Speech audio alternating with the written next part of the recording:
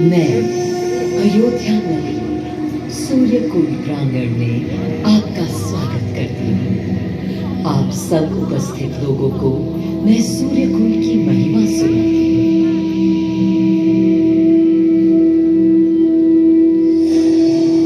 भारत की मिट्टी अनेकों दिव्य आत्माओं की जन्मस्थली है, पर आज मैं आपको कथा सुनाऊंगी भगवान विष्णु के उस अवतार की जिनके अवतरण से मैं पावन हो गई सदा सदा के लिए।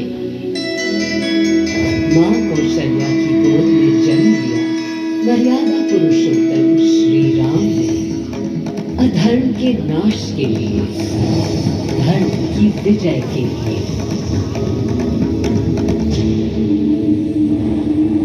किंतु उन्हें अयोध्या त्याग 14 वर्ष के वनवास पर जाना पड़ा।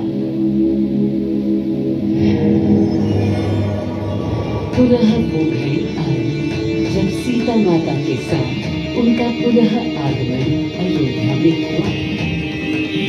हर्ष था चहुओर और उल्लास था हर दिशा में। वो घड़ी बस आने को थी जिसकी प्रतीक्षा में मैं विद्वान थी जाने कब से। प्रभु राम का राज्याभिषेक बस होने को था, हर कहीं उत्सव था, पर इस उल्लास पर दुविधा की कालिमा छा रही थी। श्री राम प्रसन्न नहीं थे। राज्याभिषेक का कोई उत्साह उनके चेहरे पर नहीं था।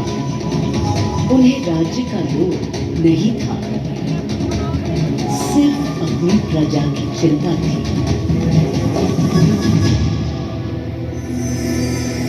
सबके मन में एक ही प्रश्न था, कौन हल कर सकेगा श्री राम की इस दुविधा को, मिटा सकेगा इस अंधकार को?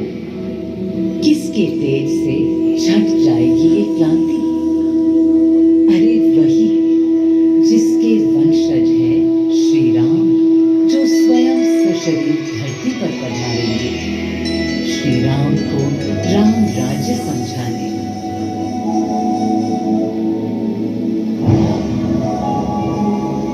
ये गाथा उस शक्ति पुंज की है जो पृथ्वी पर जीवन और सृष्टि का केंद्र था, है और रहेगा। वो अखंड शक्ति स्रोत जो दिशा दिखाता है सतत अनवरत, जिसने श्री राम का मार्ग प्रशस्त किया, आदि नारायण सूर्यदेव। अयोध्या वासियों को भी प्रभु श्री राम की इस दुविधा का आभास होने लगा था। देखा क्या? तुमने देखा क्या? कितने सकुचाई से श्री रघुवीर थे। पद की प्रसन्नता या तर्क निरप होने का ललक या उमंग कोई कुछ भी तो दिखी नहीं। मुकुट सामने रख कितने अधीर थे। वे तो थे अधीर नहीं, हाँ थोड़े गंभीर थे। सौम्य मुखमंडल पर निर्गुणों की पीड़ा थी, दीनहीन असहाय वंचितों का दर्द था। उनके लिए मुकुट अथवा राज सिंहासन वैभव का लोभ नहीं। अब कैसे सुखी दिखे जब तक सुखी सारे लोग नहीं। तब दिशा निर्देशन के लिए श्री राम ने स्वयं सूर्यदेव का स्मरण किया। श्री राम सूर्यदेव का आह्वान करने लगे। क्लांत मन से उन्होंने अपने पितामह को याद किया। मन असमंजस में था उनका। कर्तव्य की सही दिशा उन्हें सूझ नहीं रही थी। क्या उचित है प्रजा के लिए, उनके लिए, वंश के लिए, धर्म के लिए, शांति के लिए? इसी परामर्श के लिए अंतर्मन से उन्होंने सूर्यदेव को पुकारा।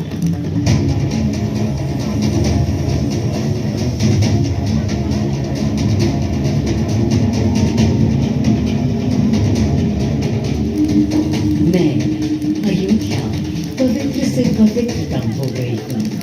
आज स्वयं श्री राम ध्यान रखें, मर्यादा पुरुषोत्तम आवाहन कर रहे हैं। उन सकारात्मक शक्तियों का संचार कर रहे हैं जो उन्हें मुझे और मेरे यानी अयोध्या के हर निवासी को अनंत काल तक सही दिशा दिखाएंगी। संभव है स्वयं सूर्यदेव सशरीर पधारे अयोध्या की धरा पर।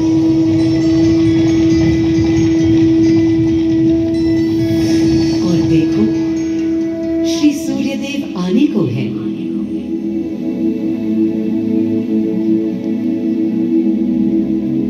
उनकी पहली किरण के स्पर्श से कलियां एक एक कर खिलने लगी। जीवन की कांति हर ओर धीरे धीरे फैलने लगी।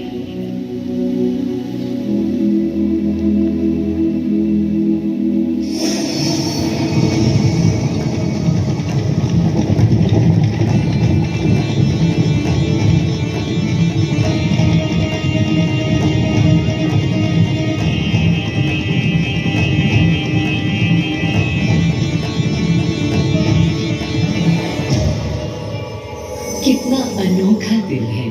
स्वयं सशरीर अपने अलौकिक स्वरूप में पधारे हैं श्री सूर्यदेव नारायण और उनके अधीर मन के संशय मिटाने को। अधीर है या गंभीर, मैं जानता हूं क्या उनकी पीड़।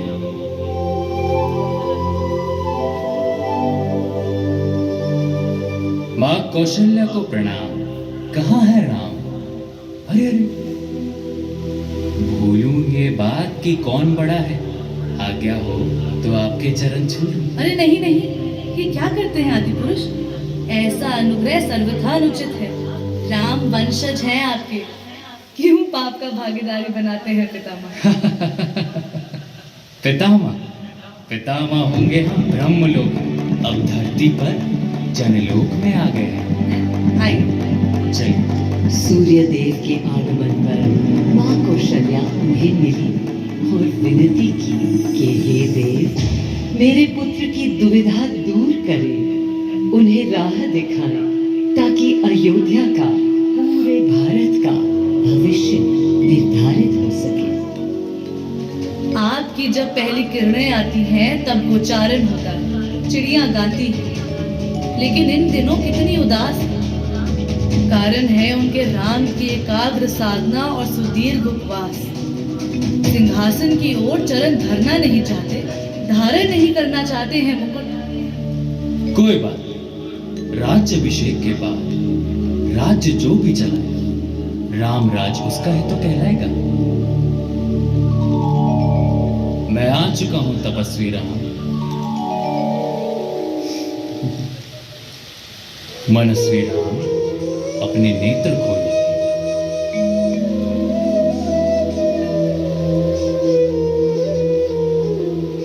प्रणाम पितामह, प्रणाम। प्रणाम मेरे राम, प्रणाम।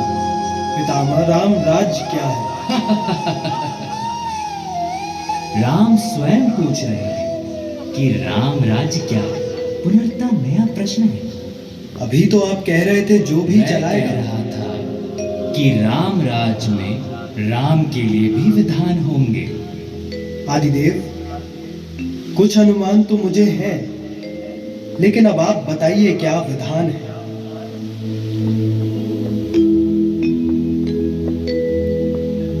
राम राज्य आशय कल्याण है, निर्बलतम मानव का त्राण।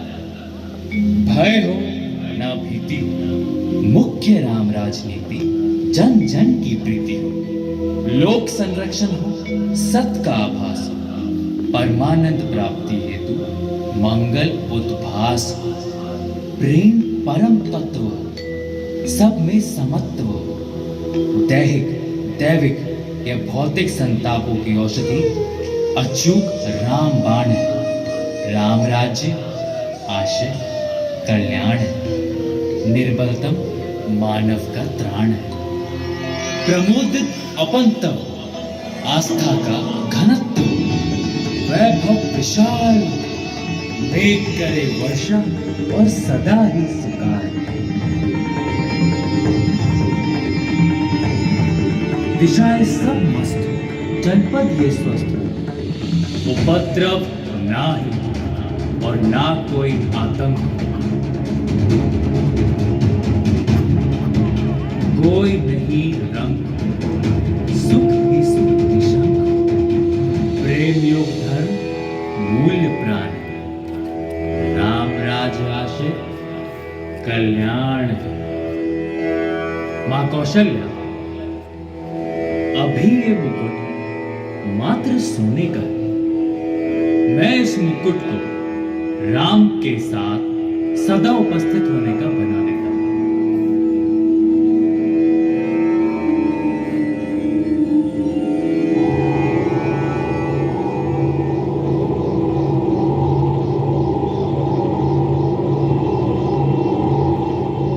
स्वयं सूर्यदेव ने मेरी यानी अयोध्या की धरती पर श्री राम को राम राज्य का वर्णन सुनाया, उसका आधार रखा और उनके मुकुट को अपनी रश्मियों से आशीर्वाद दिया। श्री राम के नेतृत्व में हर ओर खुशहाली, प्रेम, शांति और संयम फैला। हर ओर रोशनी, प्रकाश और जीवन का संगीत गूंजने लगा। राम राज्य का पथ दर्शाकर चल दिए सूर्यदेव पुनः अपने लोग, ताकि अनंत काल तक अयोध्या ही नहीं पूरा विश्व उस शक्ति का संचार अनुभव कर सके। हर दिशा खिल उठी श्री राम के राम राज्य से। सूर्यदेव के स्पर्श से पावन हुई मेरी धरा, पर जहां उनका रथ रुका था वहां स्वयं यह कुंड बन गया। समय बदला, मेरा और इस कुंड का स्वरूप भी बदलता गया। स्कंद पुराण के अनुसार यह स्थल घोषार्क तीर्थ के नाम से भी जाना जाता है। जब प्रतापी राजा घोष यहाँ आए और उन्होंने ऋषियों को यहाँ स्नान करते देखा तो स्वयं भी किया, जिसके बाद उनका शरीर दिव्य, निरोगी और अलौकिक हो गया। और इसी कुंड के जल से उनकी काया भी कांतिमय हो गई। यहाँ की गई उनकी घोर तपस्या का तेज आज भी अनुभव किया जा सकता है। दिन बीते, साल बीते और फिर अनेकों सदियों के बाद राजा दर्शन से यहाँ आए। यही तपस्या करने के बाद उन्होंने यहाँ सूर्य मंदिर, कुंड और चारों ओर घाट का निर्माण कराया, जिससे यहाँ की प्रजा भी इस अलौकिक कुंड का लाभ उठा सके। सूर्यदेव के महात्म्य से मैं अयोध्या और तेजमय हो गई, और इसका प्रमाण इस सूर्य कुंड और समीप स्थित गरिमा में सूर्य मंदिर से स्थापित हो जाता है।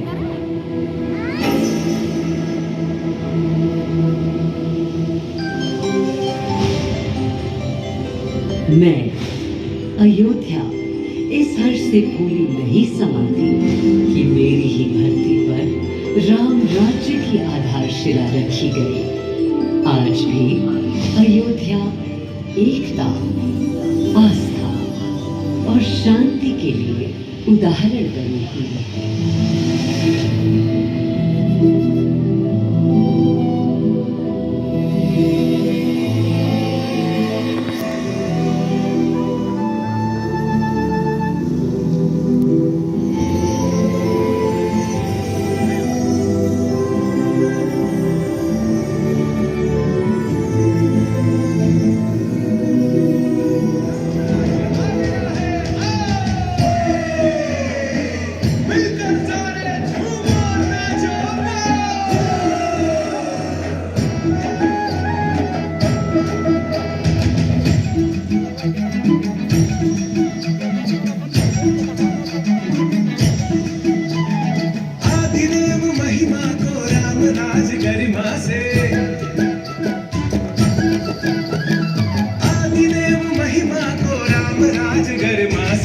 अपना ले उचित लाल।